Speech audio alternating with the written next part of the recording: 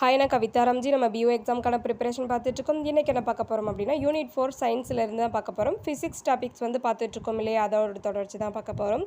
Tamil and psychology நமக்கு PO எக்ஸாம்க்கான syllabus wise full டாபிக்ஸுமே கவர் பண்ணிட்டோம். பார்க்காதவங்க நம்மளோட சேனல் பிளேலிஸ்ட்டில் கொடுத்துருக்குறோம், அதை பார்த்து படிச்சுக்கோங்க. சப்போஸ் பிடிஎஃப் வேணும் அப்படின்னா ஹேண்ட் ரிட்டன் நோட்ஸ் பிடிஎஃப் ஃபார்மேட்டில் அவைலபிளாக இருக்குது. வேணுங்கிறவங்க நம்மளோட மெயில் ஐடிக்கு கான்டாக்ட் பண்ணி அதுக்கு பே பண்ணி நீங்கள் கலெக்ட் பண்ணிக்கலாம்.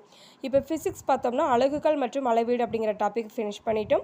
இயக்கங்களின் விதிகள் அப்படிங்கிற டாபிக் பார்த்துக்கிட்டு இருக்கோம். இந்த டாபிக் இன்றைக்கி ஃபினிஷ் ஆயிரும். நியூட்டனின் 3 இயக்க விதிகள் பார்த்துட்ருக்கோம் இல்லையா, அதை தொடர்ச்சியாக பார்க்கலாம். வாங்க வீடியோக்குள்ளே போகலாம். வீடியோ ஸ்கிப் பண்ணாமல் பாருங்கள். நம்ம சேனலை சப்ஸ்கிரைப் பண்ணி வச்சுக்கோங்க, அப்போ தான் நம்மளோட வீடியோஸ் எல்லாமே உங்களுக்கு உடனே ரீச் ஆகும். நம்ம வேர் டு ஸ்டடியுமே கொடுத்துருக்குறோம், அதுவுமே நம்மளோட சேனல் பிளேலிஸ்ட்டில் இருக்குது. அதாவது ஒவ்வொரு டாப்பிக்கும் எந்தெந்த புக்கில் கவர் ஆகுது, நமக்கு இந்த டாபிக் எல்லாமே கொடுத்துருக்காங்க இல்லையா, இது எல்லாமே ஸ்கூல் புக்கை பார்த்து தான் நம்ம படிக்கணும். ஆனால் இது அப்படியே ஒன்று போல் இருக்காது. ஒவ்வொரு கிளாஸ்லையும் ஒவ்வொரு டாபிக் இருக்கும். அந்த ஸ்டாண்டர்ட் வைஸ் தான் நம்ம கவர் பண்ணி எடுக்கிற மாதிரி இருக்குது. நான் இது எல்லாமே வேர் டு ஸ்டடி ரெடி பண்ணி வச்சுருக்கிறேன், அதுக்கான வீடியோ கொடுக்குறேன்.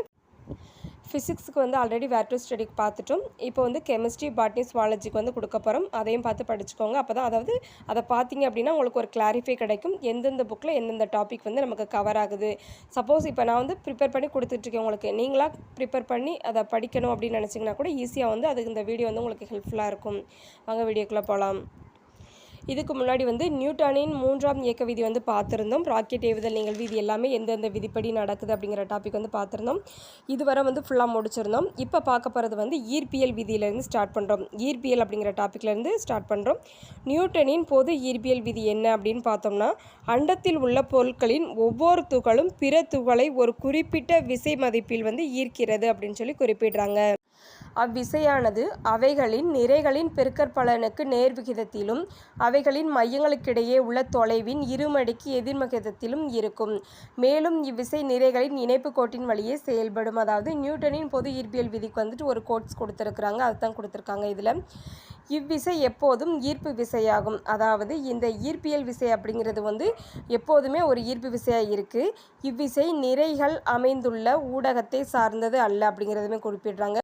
ஜி என்பது ஈர்ப்பியல் மாறிலியாக கருதப்படுது. இதோட எஸ்ஐ அலகுக்கான மதிப்பு என்ன அப்படின்னு பார்த்தோம்னா இந்த கொடுத்துருக்குறாங்க, இதை நோட் பண்ணிக்கோங்க, 1 வேர்டில் கேட்க வாய்ப்பு இருக்குது. அடுத்து புவியீர்ப்பு முடுக்கம் ஜி அப்படின்னு பார்த்தோம்னா, பொருளொன்றை மேல் நோக்கி வீசினால் புவியீர்ப்பு விசையின் தாக்கத்தால் அதன் திசை வேகம் படிப்படியாக குறையும். அதாவது ஒரு பொருளை மேலே தூக்கி எறியும் போது அந்த புவியீர்ப்பு விசையோட காரணத்தால் அதோட திசை வேகம் அப்படிங்கிறது படிப்படியாக குறையும் அப்படிங்கிறத குறிப்பிட்றாங்க. ஒரு குறிப்பிட்ட உயரத்தில் அம்மதிப்பு முழுமையாக சுழியாகிறது. ஈர்ப்பு விசையினால் கீழே விழும்போது அதன் திசைவேகம் தொடர்ந்து மாற்றம் பெறுகிறது. அது அப்பொருளுக்கு முடுக்கத்தினை ஏற்படுத்தும் அப்படின்னு சொல்லி குறிப்பிடுறாங்க. இம்முடுக்கம் புவியீர்ப்பு விசையினால் ஏற்படுவதால் இதை புவியீர்ப்பு முடுக்கம் என்று அழைக்கப்படுகிறது அப்படின்னு சொல்லி குறிப்பிடுறாங்க. புவி ஈர்ப்பு முடுக்கத்தின் சராசரி மதிப்பு அப்படின்னு பார்த்தோம்னா, அதாவது கடல் மட்டத்துக்கு தகுந்தாப்புல புவியீர்ப்பு முடுக்கத்துக்கான சராசரி மதிப்பு கொடுத்துருக்குறாங்க, நோட் பண்ணிக்கோங்க. 9.8 மீட்டர் வினாடி பவர் -2 ஆகும். இதன் பொருளானது தடையின்றி கீழே விழும் பொருளின் திசைவேகம் ஒரு வினாடிக்கு 9.8 மீட்டர் வினாடி பவர் -1 என்ற அளவில் மாற்றம் பெறும் என்பதாகும்.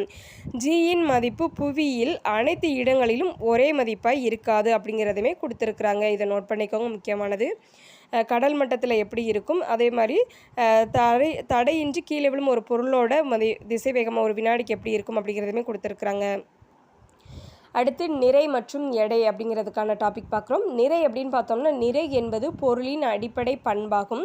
பொருளின் நிறை என்பது அதில் அடங்கியுள்ள பருப்பொருளின் அளவாகும். இதன் அலகு அப்படிங்கிறது கிலோகிராமால் மெஷர் பண்ணப்படுது அப்படின்னு சொல்லி கொடுத்துருக்குறாங்க. அடுத்து எடை அப்படின்னு பார்த்தோம்னா, ஒரு பொருளின் மீது செயல்படும் ஈர்ப்பு விசையின் மதிப்பு அப்பொருளின் எடை என்று அழைக்கப்படுகிறது. எடை = நிறையின்றி புவியீர்ப்பு முடுக்கம். இதுக்கான ஃபார்முலா கொடுத்துருக்குறாங்க, நோட் பண்ணிக்கோங்க. எடை ஓர் வெக்டர் அளவாகும். அது எப்போதும் புவியின் மையத்தை நோக்கி செயல்படும். அதன் அலகு அப்படிங்கிறது நியூட்டன் அப்படின்னு சொல்லி அழைக்கப்படுது.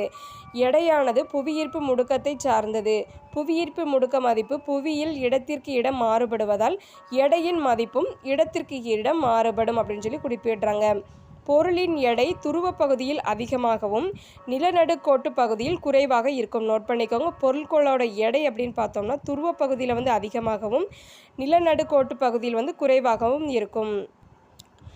அடுத்து நிலவில் ஈர்ப்பு முடுக்கத்தின் மதிப்பு எப்படி இருக்கும் அப்படின்னு பார்த்தோம்னா 1.625 மீட்டர் வினாடி பவர் -2 ஆகவும், இது புவியில் அப்படின்னு பார்த்தோம்னா ஈர்ப்பு முடுக்கத்தில் வந்துட்டு 0.1654 மடங்கிற்கு சமமான அளவாகும் அப்படின்னு சொல்லி குறிப்பிட்டாங்க. இதை நோட் பண்ணிக்கோங்க. நிலவில் எப்படி இருக்குது, புவியில் எப்படி இருக்குங்கிறது. அடுத்து 60 கிலோகிராம் நிறையுள்ள ஒருவர் பூமியில் பார்த்தோம்னா 588 எண் எடையுடன், அதாவது அதுக்கான இது கொடுத்துருக்குறாங்க, நோட் பண்ணிக்கோங்க. இது நிலவில் அப்படின்னு பார்த்தோம்னா 97.5 எண் அப்படின்னு கொடுத்துருக்குறாங்க. அந்த எடையோட இருப்பார் அப்படிங்கிறதையுமே குறிப்பிட்றாங்க. ஆனால் அவரோட நிறை மதிப்பு அப்படின்னு பார்த்தோம்னா புவியிலும் நிலவிலும் வந்துட்டு மாறாது, அப்படியே இருக்கும். 60 கிலோ அப்படிங்கிறது வந்து இருக்கும் அப்படின்னு சொல்லி குறிப்பிட்றாங்க. அடுத்து வந்து நியூட்டனின் ஈர்ப்பியல் விதியோட பயன்பாடுகள் வந்து கொடுத்துருக்குறாங்க. முக்கியமானது நோட் பண்ணிக்கோங்க. அண்டத்தில் உள்ள விண்பொருட்களின் பரிமாணங்களை அளவிட பொது ஈர்ப்பியல் விதி பயன்படுகிறது. புவியின் நிறை, ஆரம், புவியீர்ப்பு முடுக்கம் முதலியனவற்றை துல்லியமாக கணக்கிட இவ்விதி உதவுகிறது அப்படின்னு சொல்லி குறிப்பிட்றாங்க. அடுத்த பாயிண்ட் பார்க்குறோம். புதிய விண்மீன்கள் மற்றும் கோள்களை கண்டுபிடிக்க உதவுகிறது. அடுத்து சில நேரங்களில் விண்மீன்களின் சீரற்ற நகர்வு அருகில் உள்ள கோள்களின் இயக்கத்தை பாதிக்கும். அந்நேரங்கள் அவ்விண்மீன்களின் நிறையினை அளவிட இவ்விதி பயன்படுகிறது அப்படின்னு சொல்லி குறிப்பிட்றாங்க. அடுத்த பாயிண்ட் தாவரங்களின் வேர் முளைத்தல் மற்றும் வளர்ச்சி புவியின் ஈர்ப்பு விசை சார்ந்து அமைவது புவி திசை சார்பியக்கம் என்று அழைக்கப்படுகிறது. இதை நோட் பண்ணிக்கோங்க. தாவரங்களோட வேர் முளைத்தல் மற்றும் வளர்ச்சி வந்துட்டு புவியின் ஈர்ப்பு விசை சார்ந்து அமைவது புவி திசை சார்பியக்கம் என்று அழைக்கப்படுகிறது. அடுத்து விண்பொருட்களின் பாதையினை வரையறை செய்வதற்கு இவ்விதி பயன்படுகிறது அப்படின்னு சொல்லியுமே குறிப்பிட்றாங்க. இப்போ வந்து நம்ம இயக்கங்களின் விதிகள் அப்படிங்கிற டாபிக் வந்து ஃபுல்லாகவே முடிச்சிட்டோம். இது வந்து நம்ம முக்கியமான பாயிண்ட்ஸ் எல்லாமே கலெக்ட் பண்ணி கொடுத்துருக்குறோம். அடுத்து வந்துட்டு சக்தி, வேலை, ஆற்றல் அந்த மாதிரி டாபிக் கொடுத்துருந்தாங்க இல்லையா, அந்த டாபிக் வந்து நம்ம அடுத்து பார்க்கலாம். நம்மளோட வீடியோ உங்களுக்கு யூஸ்ஃபுல்லாக இருந்துச்சுன்னா ஒரு லைக் கொடுத்துருங்க. நீங்கள் கொடுக்குற ஒவ்வொரு லைக்குமே எனக்கு அடுத்தடுத்து வீடியோ ரெஃபர் பண்ணுறதுக்கு ரொம்பவே மோட்டிவேட்டாக இருக்கும். நம்ம வீடியோஸ்க்கு ஒரு லைக் பண்ணிடுங்க. நம்ம சேனலில் லைக் பண்ணுங்கள், ஷேர் பண்ணுங்கள், சப்ஸ்கிரைப் பண்ணுங்கள். Thank you friends.